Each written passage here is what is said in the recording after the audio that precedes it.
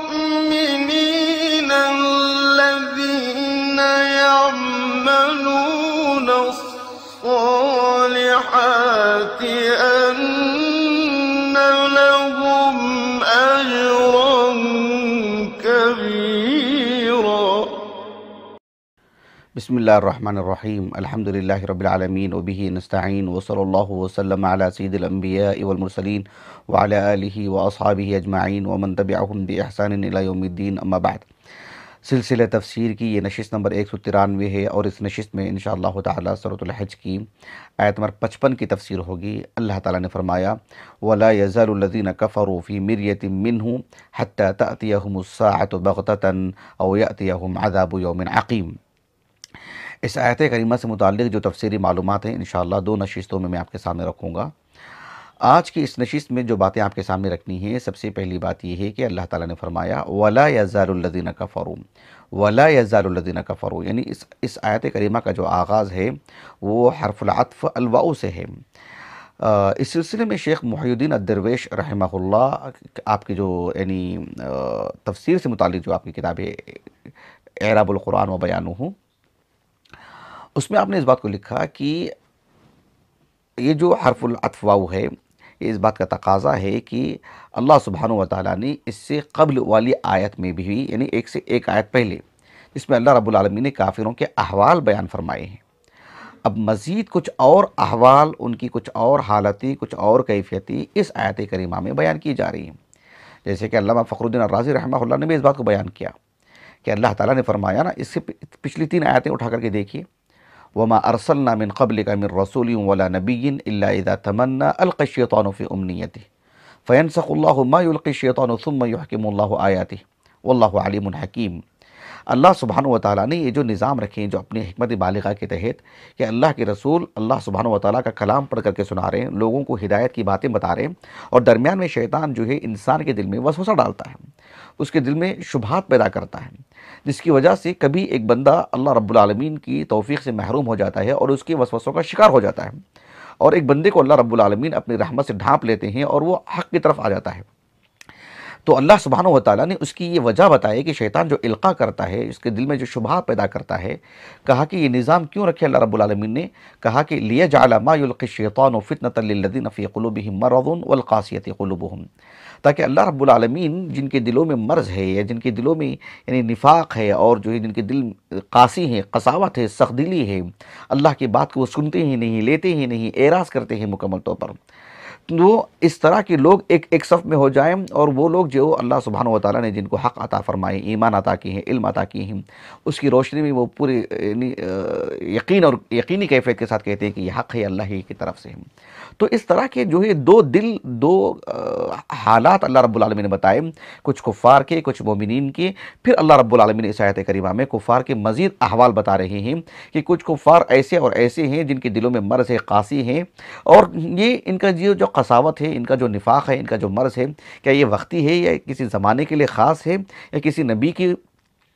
اعداء کے لیے یہ خاص ہے، یا ہر زمانے میں ایسے لوگ رہیں گے؟ مزید پھر اس پر گفتگو کی جا رہی ہے کہ وَلَا يَزَالُ الَّذِينَ كَفَرُوا یعنی حرف العطف جو واؤ ہے یہ اس بات کی طرف اشارہ ہے کہ پچھلی ایک آیت پہلے بھی جو کفار پر گفتگو ہوئی ہے انہی سے متعلق مزید گفتگو یہاں پر ہو رہی ہے کہ وَلَا يَزَالُ الَّذِينَ كَفَرُوا فِي مِرْيَةٍ مِّنْهُ. علامہ فخر الدین الرازی رحمہ اللہ نے ایک اور بات یہ بھی کہی ہے کہ یہ اس آیت کریمہ میں وَلَا يَزَالُ الَّذِينَ كَفَرُوا کہہ کر کے اس بات کی طرف اشارہ کیا جا رہا ہے کہ ہر زمانے میں ایسے افراد رہیں گے، نوح کے زمانے میں، ہود کے زمانے میں، صالح کے زمانے میں، ابراہیم، موسیٰ، عیسیٰ، شعیب، لوط علیہ السلام، یعنی ہر زمانے میں رہے ہیں، اور پھر آج اللہ کے رسول کی بعثت ہوئی ہے تو آج آپ کو بھی ایسے لوگوں کا سامنا کرنا پڑ رہا ہے.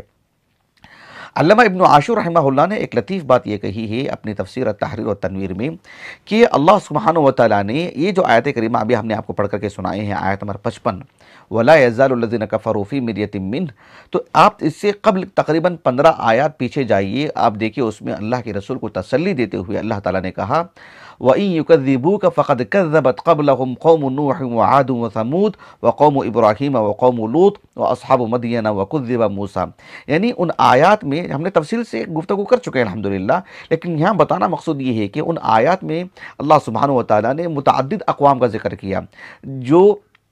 کئی ایک نبیوں کے ذکر فرمائے ان کے اقوام کے ساتھ، کہ ان کی اقوام نے، ان کی قوموں نے ان کی تکذیب کی، ان کو جھٹلایا،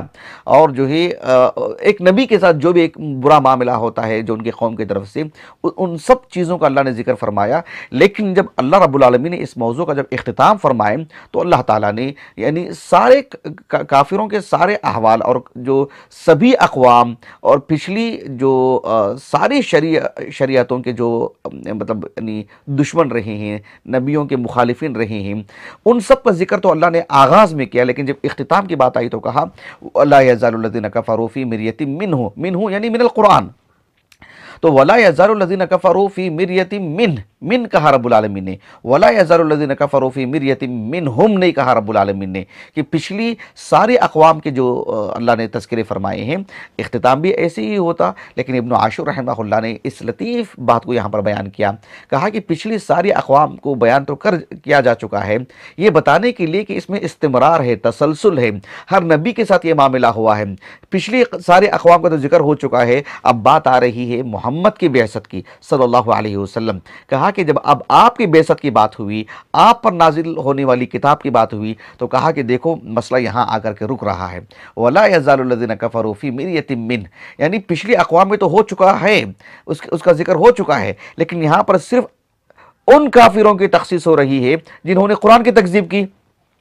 ظاہر بات ہے قوم نوح نے قرآن کی تکذیب تو نہیں کی، قوم عاد نے قرآن کی تکذیب تو نہیں کی، قوم صالح نے قرآن کی تکذیب نہیں کی، موسیٰ علیہ السلام کی قوم نے قرآن کی تکذیب، فرعون نے قرآن کی تکذیب نہیں کی نا، انہوں نے اپنی اپنی نبیوں کی، اپنی اپنی شریعتوں کی تکذیب کی. جب اللہ نے آغاز کیا نبی کو تسلی دیتے ہوئے تو کہا کہ ان سارے اقوام نے اپنی اپنی نبیوں کو جھٹلایا. ہاں ایک نبی کو جھٹلانا، اللہ کی ایک کتاب کو جھٹلانا ساری کتابوں کو جھٹلانے کے مترادف ہے، لیکن اللہ سبحانہ و تعالیٰ نے جب تفصیل سے وہاں پر بیان فرما دی تو اختتام میں صرف ایسے کافروں کا ذکر فرمائے، ان کافروں کو ذکر فرمائے جنہوں نے براہ راست قرآن کی تکذیب کی، یعنی گویا کہ مشرکین مکہ کی گفتگو ہو رہی ہے. گویا کہ اس میں یہ بتانا مقصود ہے کہ سارے اقوام کا جو معاملہ ہوا ہے، سلسلہ وار جو معاملہ ہوتا آ رہا ہے، اب آ کر کے یہاں تھما ہے کہ آپ آئیں دیکھو آپ کے ساتھ بھی ایسا ہی معاملہ ہوا ہے. کہا کہ وَلَا يَزَالُ الَّذِينَ كَفَرُوا فِي مِرْيَةٍ مِّنْهُ اور یہ سلسلہ آج رک جائے گا کیا؟ آگے نہیں رہے گا، وہ آگے بھی رہے گا، اس لیے کہ اللہ رب العالمین نے کہا کہ وَلَا يَزَالُ یعنی دیکھو فعل مضارع میں اللہ نے بیان کیا وَلَا يَزَالُ الَّذِينَ كَفَرُوا فِي مِرْيَةٍ مِّنْهُ حَتَّى تَأْتِيَهُمْ یہ بھی فعل مضارع میں گویا کہ استمرار بتانے کے لیے کہ مستقبل میں بھی یہ چیز جاری رہے گی. تو ایک سلسلہ بتانے کے لیے اللہ سبحانہ و تعالیٰ نے اس بات کو رکھی کہ پچھلی اقوام کا ذکر فرمائے، یہاں ان کافروں کو ذکر فرمایا گیا وہاں پر جس میں ایک طرح کی عمومیت والی بات تھی، اور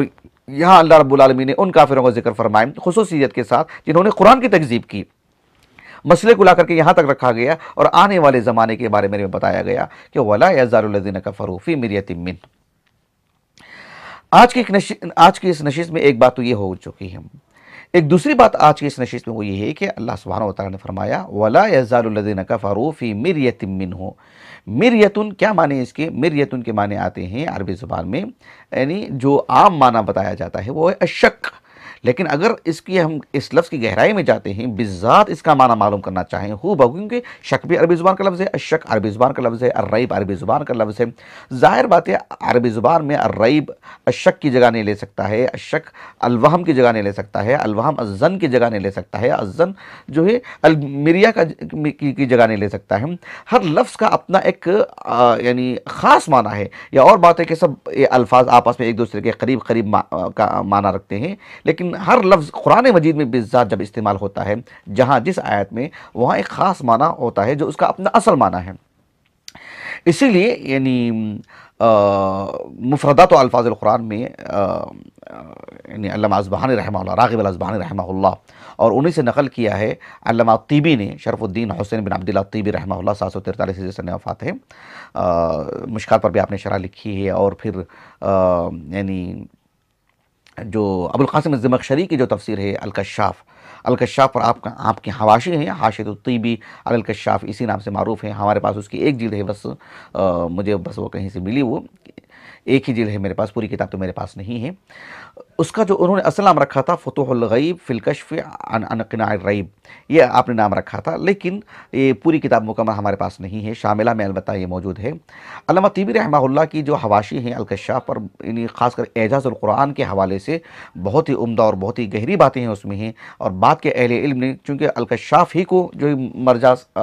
کے طور پر اس کا اہتمام کیا جاتا ہے قرآن مجید کے اعجاز کو لے کر کے، اللہ یہ کہ اس میں اعتزال کہیں غالب ہو یا اعتزال کی بو آتی ہو تو اس سے اہل سنہ نے گریز کیا ہے، ورنہ عمومی اعتبار سے اس سے جو ہے خوب لیا ہے۔ شیخ ابن عثیمین رحمہ اللہ وغیرہ نے اس بات کی طرف جو اشارہ بھی کیا ہے کہ اس کو اصل مانا ہے بات کے علماء نے۔ بہرحال اس پر جو حواشی لکھی ہیں اس میں تو مزید بہت ساری جو خوبیاں ہیں جو علامہ طیبی نے اس میں کام کیا ہے، حالانکہ وہ اشعری ہیں، معتزلے تو نہیں ہیں، اشعری ہیں علامہ طیبی رحمہ اللہ۔ تو اس میں آپ نے اس بات کو لکھا کہ یہ المیریت جو ہے عربی زبان میں کہتے ہیں کہ التردد فی الامر، کہتے ہیں کہ وہ اخص من الشک، یہ شک سے بھی زیادہ اخص لفظ ہے یہ، یعنی شک میں عام طور پر عربی زبان میں کیا ہوتا ہے، ریب جب کہتے ہیں کہ ذالک الکتاب لا ریب فیہ، ریب کہتے ہیں مطلب ادنا ہم جیسے 100 میں سے 1% بھی نہیں، ہم جیسے ہم کہتے ہیں نا، اور پھر ہم کہتے ہیں کہ 100 میں 1% کو بھی اگر 100 میں بانٹ دیا جائے اس کا میں ایک ادنا حصہ بھی نہیں ہے، یہ بتانے کے لیے ریب کا لفظ آتا ہے کہ رتی برابر بھی کھٹک بھی نہیں ہے، مطلب کوئی چیز ہے ہی نہیں اس میں۔ لیکن جب شک کہتے ہیں عربی زبان میں، اگر شک اگر آپ ہو بہو مانا جاننا چاہیں تو پھر 50-50 کا معاملہ ہے، 50-50 کا معاملہ ہے کہ بھئی آدھا میرا اس طرف رجحان ہے مکمل، آدھا اس طرف میرا رجحان ہے۔ 51 بھی ہو جائے، 50 پر 1 بھی ہو جائے تو پھر وہ شک نہیں رہ جاتا ہے عربی زبان میں۔ تو عربی زبان میں شک بالکل ایک درمیان کے ایک راہ کو کہتے ہیں کہ اب میں کدھر جاؤں، کس کو لوں میں اس کو، تو اس سے بھی اخص معنی آتا ہے المیریت میں التردد فی الامر،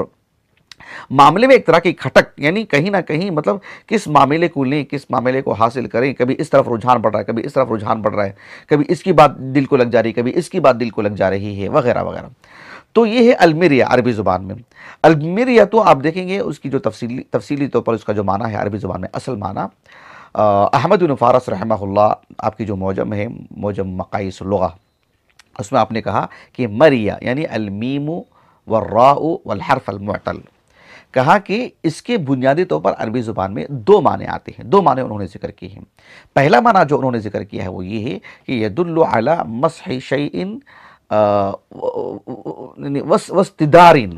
یعنی مطلب ہے کہ کسی چیز کو چھونا، کسی چیز کو ہاتھ لگانا، مسح کرنا، کسی چیز پر ایسا ہاتھ پھیرنا، اور بالخصوص ایک گولائی کے ساتھ، عام طور پر جس طرح سے اونٹنی ہے، گائیں ہیں، اس کی جو دودھ کی جو تھن ہوتے ہیں، اس کو دودھ دھونے سے پہلے جو ہے مطلب ایک طرح سے اس کو جو مسح کیا جاتا ہے، چھوا جاتا ہے، اس کے اندر ایک گولائی بھی ہے، آپ دیکھ سکتے ہیں استدار والی جو بات ہے، ایک گھومنے کی جو بات ہے،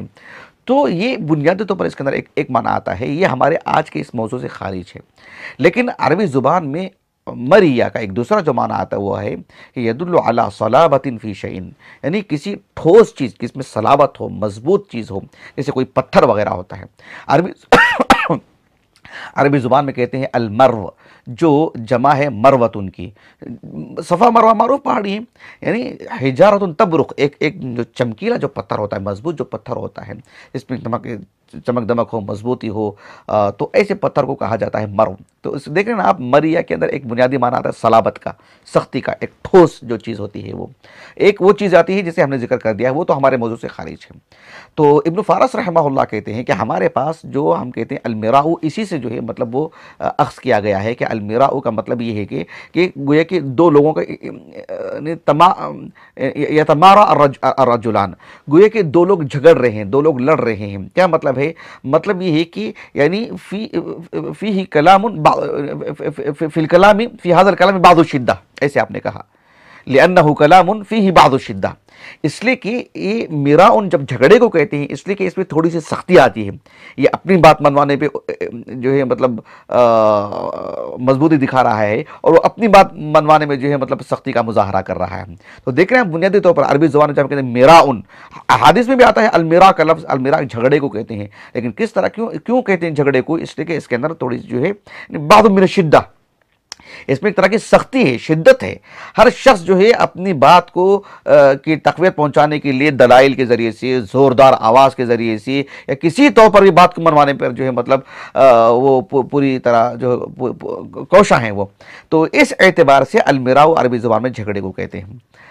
اب رہا مسئلہ یہ کہ المیریتو، جیسے کہ ہم نے کہا کہ یہ ایسے جھگڑے کو کہتے ہیں جس میں ایک طرح کا آدمی یعنی حق تک پہنچنے کی کوشش بھی نہیں کر رہا ہے، کچھ سن لے رہا ہے، کسی سے یہاں سن لے رہا ہے، ایک جیسے قرآن مجید کی کوئی ایسی آیت لے رہا ہے جو یعنی اس میں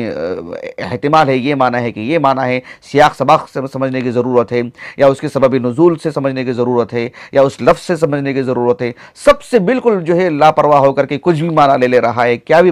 کہہ دے رہا ہے۔ قرآن مجید نازل ہوا ہے توحید کے بیان کے لیے، اور اس سے ایسا استدلال کر رہا ہے کہ دیکھو قرآن مجید میں شرک ہے، قرآن مجید میں نبوت پر گفتگو ہو رہی ہے، ختم نبوت کی، اور یہ جو ہے مطلب نبوت کے سلسلے کو ہمیشہ باقی رکھنے کی بات کر رہا ہے۔ قرآن مجید میں آخرت کی بات آ رہی ہے اور آخرت کے انکار کا اسی سے استدلال کر رہا ہے اور اسی کے لیے تقویت پہنچا رہا ہے، یا اپنی نظریات کو لا کے تھوپ رہا ہے۔ تو اس طرح کے آدمی جو ہے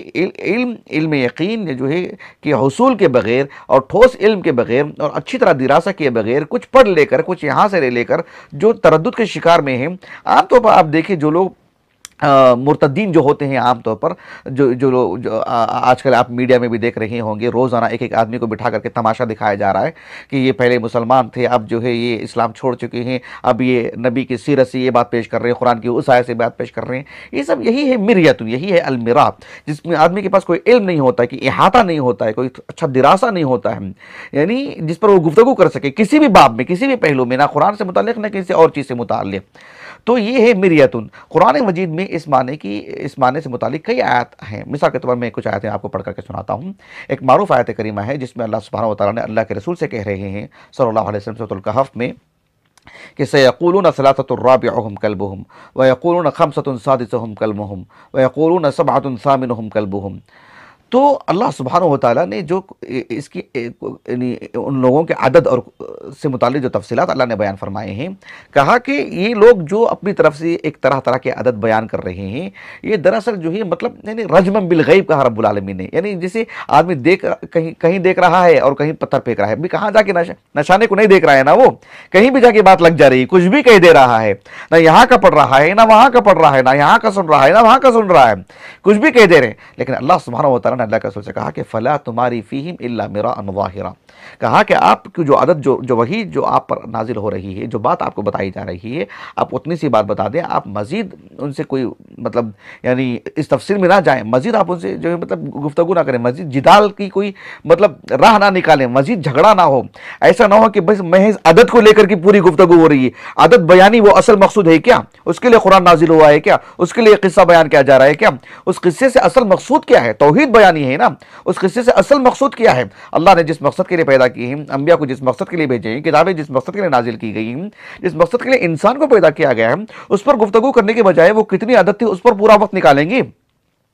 وہ ٹھیک ہے اسی پر جھگڑا کریں گے، ان کی دلچسپیاں اس میں ہوں گی، لیکن اللہ کے رسول سے کہا فَلَا تُمَارِ فِيهِمْ إِلَّا مِرَاءً ظَاهِرًا،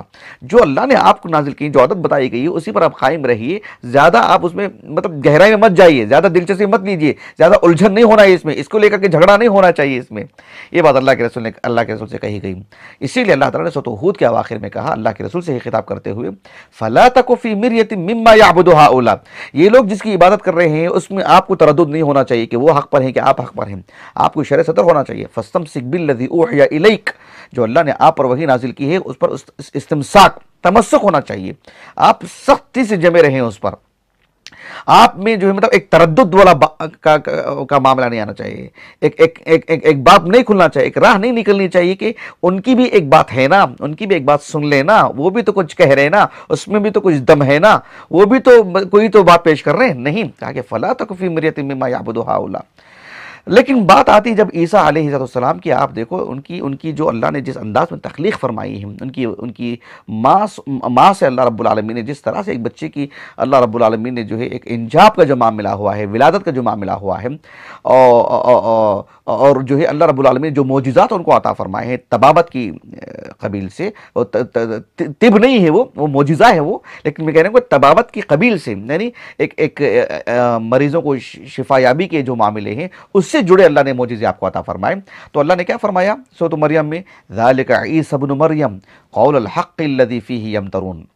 بات تو حق ہے، بات تو سچ ہے، اتنی صاف انداز میں آپ نے اللہ کی الوہیت کا، اپنی عبدیت کا، جو ہے اپنی خلقت کا سب کچھ آپ بیان فرما رہے ہیں، لیکن پھر بھی دیکھو اس میں ایک طرح کے الجھن کے شکار ہیں، تردد کے شکار ہیں۔ تو یہ بات اللہ سبحانہ و تعالیٰ نے بیان فرمائی کہ فَلَا تَكُ فِي مِرْيَةٍ مِّمَّا فَلَا تَكُ فِي وَلَا يَزَالُ الَّذِينَ كَفَرُوا فِي مِرْيَةٍ مِّنْهُ حَتَّى تَأْتِيَهُمُ السَّاعَةُ بَغْتَةً أَوْ يَأْتِيَهُمْ عَذَابُ يَوْمٍ عَقِيمٍ۔ اس آیت میں ایک بات مجھے آپ کو یہ بھی بتانی ہے کہ اللہ تعالیٰ نے کہا وَلَا يَزَالُ الَّذِينَ كَفَرُوا فِي مِرْيَةٍ مِّنْهُ، یعنی یہ جو کفار ہیں یہ برابر تردد کے شکار رہیں گے۔ کس سے متعلق کہا کہ وَلَا يَزَالُ الَّذِينَ كَفَرُوا فِي مِرْيَةٍ مِّنْهُ، یہ جو منہو ہے، یہ جو ضمیر ہے نا، کہاں عود کر رہی ہے؟ الہا، یہ ضمیر کہاں عود کر رہی ہے؟ کس کی طرف اشارہ ہے؟ کس کی طرف لوٹ رہی ہے؟ اس سلسلے میں ہم دیکھتے ہیں کہ سعید ابن جبیر اور عبد الرحمن ابن زید ابن اسلم رحمہم اللہ اجمعین، ان دو اصحاب علم کا قول امام محمد ابن جریر طبری رحمہ اللہ نے اپنی سند سے ذکر کیا ہے، اور کہا کہ یہ منہو سے مراد ہے کہ شیطان کا القاء، یعنی وما ارسلنا من قبلک من رسول ولا نبی الا اذا تمنى القى الشیطان فی امنیتہ فینسخ اللہ ما یلقی الشیطان، یعنی شیطان کا جو القاء تھا اللہ نے اسے تو زائل کر دیا نا، یعنی وہ تو اللہ رب العالمین کے کلام میں اپنا کچھ حصہ داخل نہیں کر پایا۔ اللہ کے رسول جو کہہ رہے ہیں وہ اللہ کے رسول کی بات ہے، وہ اللہ کی بات ہے۔ شیطان جو القاء کر رہا ہے وہ شیطان کی بات ہے، شیطان کی شبہات ہیں، یہ دونوں میں حد فاصل ہے، لیکن اس معاملے کو لے کر کے تردد کا شکار ہیں۔ تو اگر ہو کی ضمیر ما یلقی الشیطان کی طرف ہو تو اس کا مطلب یہ ہوا کہ شیطان نے جو القاء کیا اس کی طرف گفتگو ہو رہی ہے۔ یہ بات کہی عبد الرحمن ابن زید ابن اسلم نے رحمہ اللہ، امام طبری رحمہ اللہ نے اپنی سند سے اس بات کو نقل کیا کہ عبد الرحمن ابن زید ابن اسلم رحمہ اللہ کہتے ہیں کہ وَلَا يَزَالُ الَّذِينَ كَفَرُوا فِي مِرْيَةٍ مِّنْهُ، کہا کہ منہو سے مراد کہتے ہیں اے ما یلقی الشیطان، یعنی مما جعلہ ابلیس، ایسے آپ نے کہا کہ ابلیس نے جو انسان کے دل میں وسوسے پیدا کیا ہے نا اسی کے یہ شکار ہیں، اسی سے متعلق یہ تردد میں پڑے ہوئے ہیں کہ یہ حق ہے کہ نہیں ہے، یہ سچ ہے کہ نہیں ہے، یہ بھی اللہ ہی کی بات ہے کیا، یعنی اللہ کی بات تو توحید ہے نا، اب پھر یہ بات جو شرکیہ جو بات میرے دل میں ڈالی گئی ہے یا حق سے اعراض کی بات اور شرک کی محبت میرے دل میں جو آ رہی ہے، کیا وہ بھی اللہ ہی کی طرف سے ہے کیا، یا وہ شیطان کی طرف سے، وہ کس کی طرف سے؟ اس میں تردد کا شکار ہیں، یعنی مما جعلہ ابلیس جو ان کے دلوں میں ڈالا ہے، کہا کہ اس کو لے کر کی یہ بات ہے کہ شیطان ان کے دلوں میں جو بات ڈالی ہے وہ برابر زادہم ضلالہ، یعنی ان کے دلوں میں ضلالت مطلب پروان چڑھ دی جا رہی ہے اور مضبوط ہوتی جا رہی ہے، گویا کہ یہ مراد آپ نے لے لیا ہے عبد الرحمن ابن زید ابن اسلم نے۔ لیکن اگر بات کرتے ہیں سند کی تو شیخ احمد شاکر مصری رحمہ اللہ نے کہا کہ اسنادہ صحیح، لیکن سعید ابن جبیر رحمہ اللہ کا جو قول ہے وہ اسی کی تقویت پہنچاتا ہے۔ سعید ابن جبیر رحمہ اللہ نے کہا کہ من سجودک، کیا مطلب ہے؟ یعنی وَلَا يَزَالُ الَّذِينَ كَفَرُوا فِي مِرْيَةٍ مِّن سُجُودِك، یہ معنی لے رہے ہیں۔ من سجودک سے مراد اللہ کے رسول صلی اللہ علیہ وسلم نے جو سجدہ کیا نا سورۃ النجم پڑھ کر کے، تو وہ اللہ سبحانہ و تعالیٰ کے حکم کی وجہ سے سجدہ کیا نا، لیکن کچھ ایسی جو مکذوب روایات ہیں جسے ہم نے قصۃ الغرانیق کے نام سے بیان کر دیا ہے کہ کفار کو یہ اشتباہ ہو گیا کہ اللہ کے رسول صلی اللہ علیہ وسلم قرآن پڑھ کر کے سجدہ کیے ہیں، یا اس میں ہمارے معبودوں کی جو تعریف ہو گئی تھی الغرانیق العلا، اس کی وجہ سے آپ نے سجدہ کیے ہیں۔ کس کی وجہ سے آپ نے سجدہ کیا ہے؟ اس کو لے کر کے ان کے دلوں میں ایک تردد آ چکا ہے۔ حالانکہ ہم اس بار معاملے میں اللہ کے فضل و کرم سے محقق بات پیش کر چکے ہیں کہ قصۃ الغرانیق ایک مکذوب قصہ ہے، ایک باطل قصہ ہے کہ ایک سند بھی اس کی صحیح نہیں ہے کسی طور پر بھی، اور متن کے اعتبار سے بھی وہ باطل ہے، ہم نے تفصیل سے اللہ کے فضل و کرم سے بیان کر دیا۔ لیکن جو سعید ابن جبیر رحمہ اللہ کا جو اثر مل رہا ہے وہ اثر اسی کا نتیجہ ہے کہ من سجودک سے مراد اگر یہ معنی لے لیا جائے تو پھر یہی معنی ہوگا۔ حالانکہ احتمال ہے سعید ابن جبیر رحمہ اللہ کے قول میں من سجودک سے مراد یہ ہے کہ اللہ کے رسول کی طرف سے آنے والا حق اور جس پر یہ قائم ہے باطل، اس کو لے کر کے یہ تردد کا شکار ہے، نہ یہ کہ اس کی ایسی وضاحت کی جائے کہ قصۃ الغرانیق کو لے کر کے اللہ کے رسول نے سجدہ کیا ہے یا محض سورۃ النجم کی تلاوت کو لے کر کے سجدہ کیا ہے۔ یہ اسی وقت ہم مانا لیں گے جب ہم نے قصۃ الغرانیق کو صحیح مان لیا ہو، جبکہ وہ باطل ہے تو اس کو ہم نکال ہی دیں، وہ دین کا حصہ ہے ہی نہیں، اس کو تفسیر میں شمار کرنا ہی نہیں چاہیے۔ تو اگر سعید بن جبیر کا سیدھا سادہ معنی لے لیا جائے کہ اللہ کے رسول آپ حق لے کر کے آئے ہیں، آپ اللہ کا کلام لے کر کے آئے ہیں، آپ نے قرآن پڑھ کر کے سجدہ کیا ہے، تو یہ حق ہے کہ وہ حق ہے جس پر یہ پہلے سے قائم ہے۔ تب بھی جا کر کے بات ایک ہی بنتی ہے۔ البتہ اس سند سے متعلق شیخ احمد شاکر مصری نے کہا رحمہ اللہ کہ اسنادہ صحیح ورجالہ رجال الشیخین، ایسے آپ نے کہا۔ لیکن ایک اور اثر بھی آپ لے کر آئے ہیں عبد الملک ابن جریج رحمہ اللہ سے، جو جن کی تفسیر سے متعلق کتاب جو ہے سب سے پہلی تفسیر ہے جو ہمارے پاس موجود ہے الحمدللہ، تو اس میں انہوں نے ایک بات یہ لکھی ہے ابن جریج رحمہ اللہ نے کہ وَلَا يَزَالُ الَّذِينَ كَفَرُوا فِي مِرْيَةٍ مِّنْهُ أي من القرآن، تو یہ جو میرا القرآن والی بات ہے، یعنی جمہور مفسرین نے اسی کو راجح قرار دیا ہے، حافظ ابن کثیر نے بھی اسی کو راجح قرار دیا ہے، اور امام ابن جریر طبری رحمہ اللہ نے بھی ہر پہلو سے اسی کو راجح قرار دیا ہے۔ ابن جریر طبری رحمہ اللہ کہتے ہیں کہ وَلَا يَزَالُ الَّذِينَ كَفَرُوا فِي مِرْيَةٍ مِّنْهُ، یہ جو الہا، یہ جو ضمیر ہے، کہتے ہیں کہ اولا یہی ہے کہ قریب کی طرف اس ضمیر کو لوٹائی جائے، اور قریب کی طرف یہ جو ضمیر لوٹائی جا رہی ہے ایک اور ہا سے اس کا الحاق ہو رہا ہے۔ یعنی اس سے پہلی والی آیت کریمہ کون سی ہے؟ اللہ تعالیٰ نے کہا وَلِيَعْلَمَ الَّذِينَ أُوتُوا الْعِلْمَ أَنَّهُ الْحَقُّ مِنْ رَبِّكَ، وَلِيَعْلَمَ الَّذِينَ أُوتُوا الْعِلْمَ أَنَّهُ الْحَقُّ مِنْ رَبِّكَ، تو انہو کی ضمیر کہاں جا رہی ہے؟ اللہ سبحانہ وتعالیٰ کے کلام کی طرف، جو اس سے پہلی والی آیت کریمہ میں اللہ نے کہا کہ فَيَنْسَخُ اللَّهُ مَا يُلْقِي الشَّيْطَانُ ثُمَّ يُحْكِمُ اللَّهُ آيَاتِهِ ثُمَّ يُحْكِمُ اللَّهُ آيَاتِهِ، تو اللہ رب العالمین نے اپنی آیات کو محکم کرتے ہیں، تو اسی کی طرف اشارہ ہے کہ انہ الحق من ربک، اور اسی کی طرف اشارہ ہے کہ فی مریۃ منہم، کہا کہ ابن جریر طبری رحمہ اللہ نے اس ہا کو اس ہا سے الحاق کر دیا جائے، بجائے اس کے کہ اس ہا کو یعنی ما یلقی شیطان اور دور لے کر کے جا کے اس سے جوڑیں، قریب کی طرف جوڑنے سے بات بنتی ہے، اور قرآن مجید کا تقاضا یہی ہے۔ تو اس اعتبار سے جمہور مفسرین نے اسی کو راجح قرار دیا ہے کہ وَلَا يَزَالُ الَّذِينَ كَفَرُوا فِي مِرْيَةٍ مِّنْهُ سے مراد یعنی ہو کی جو ضمیر جو عود کر رہی ہے وہ القرآن ہی کی طرف، اللہ سبحانہ وتعالیٰ کے کلام کی طرف۔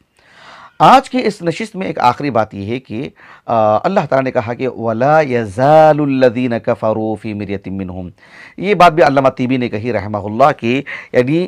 جو قاعدہ ہم نے بار بار آپ کو بتا رہے ہیں کہ قرآن مجید میں قاعدہ کثرت سے ہے، وہ یہ ہے کہ الاظہار فی مقام الاضمار، جہاں ضمیر ہونا چاہیے تھا وہاں اس میں ظاہر لایا جا رہا ہے، اس کا اپنا ایک مقصود ہوتا ہے، وہاں ایک خاص چیز کی یعنی